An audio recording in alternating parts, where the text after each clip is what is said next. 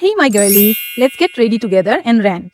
আজকে আমি কিছু স্টুপিড হিপোক্রিটদের নিয়ে কথা বলবো, যাদের লাইফে একটাই গোল, তোমার লাইফে কি হচ্ছে এটা জানা। তোমার পড়াশোনা কেমন চলছে, তোমার বিয়ে হচ্ছে না কেন, তুমি কি জব করো, কোথায় করো, কেন করো, তোমার বাচ্চা হচ্ছে না কেন।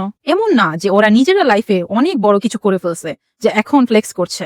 অনেস্টলি যারা অনেক মোটিভেটেড থাকে, নিজের লাইফ নিয়ে ব্যস্ত থাকে, ওদের এত টাইম থাকে না যে অন্যের লাইফে কি হচ্ছে না হচ্ছে এইগুলা নিয়ে ভাবা। লাইক নিজের লাইফ সুন্দর করতেই কুল পাচ্ছি না, আবার অন্যরে নিয়ে কি ভাববো, রাইট? এখন একটা গ্রুপ এসে বলবে যে ওরা অনেক কেয়ার করে, তাই আস্ক করে এইসব পার্সোনাল কোয়েশ্চেন্স। কোনো ভালো জব পেলে বা কোনো ভালো কিছু লাইফে হলে ওদের যে বুক জ্বলে যায়, এটা ওদের চোখে মুখেই দেখা যায়।